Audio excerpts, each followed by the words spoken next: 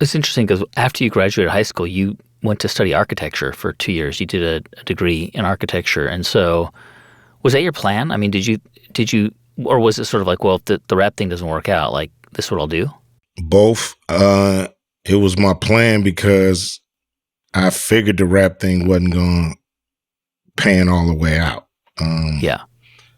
Especially we were going harder with the music, which that means we were further and further away from the radio, which means we was further and further away from any kind of promotion that we figured, at the time. So I had planned to do that while I was still in school. And then the record hit, but I was already committed. So I said, let me go and have something to fall back on in case this is a blip on the radar. So I spent a year there. It wasn't 2; it was just 1. But it was a long year. I was ready to get out of there. Yeah. And it was clear to you that that NWA was going to maybe actually make it because you produced with them, wrote most of the songs on Straight Outta Compton.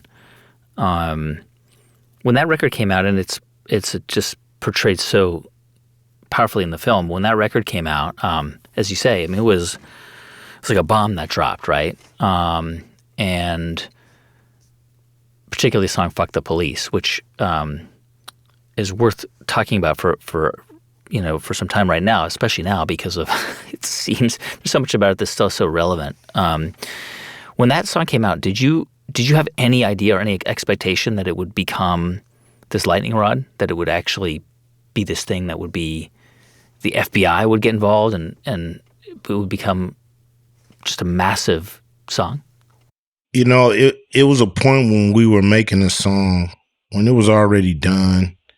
We had moved on to other songs, and it was kind of just playing. I think they were mixing it, or it was just part of the pile of songs that we had. Ren looked over at me and said, "These are his words. This song gonna start some shit." And that was his comment, and that was the first time I thought about, okay, this is a statement that nobody's really ever made. Like, this is a record that nobody has ever made. So with that, then I started to realize, okay, we got something here that could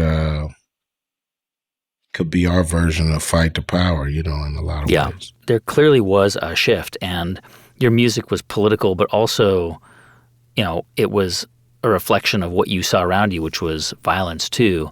And so was Public Enemy in your mind when you were writing that song? Yeah, I'm a big fan. Chuck D is one of my favorite rappers. He,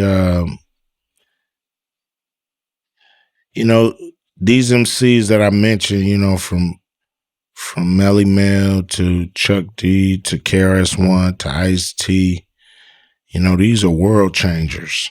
Yeah. These are mind planters. They plant ideas in your mind. They disrupt the status quo, and that's the kind of rapper I always wanted to be. To me, what else are you rapping for unless you're really trying to deliver ideas and deliver something new and a fresh perspective, or take somebody on a journey that they'll never go on themselves. So to me, that's hip hop at its best, is when it's not only, shaking your butt, but it's shaking your brain, Yeah. I think that's what it's all about.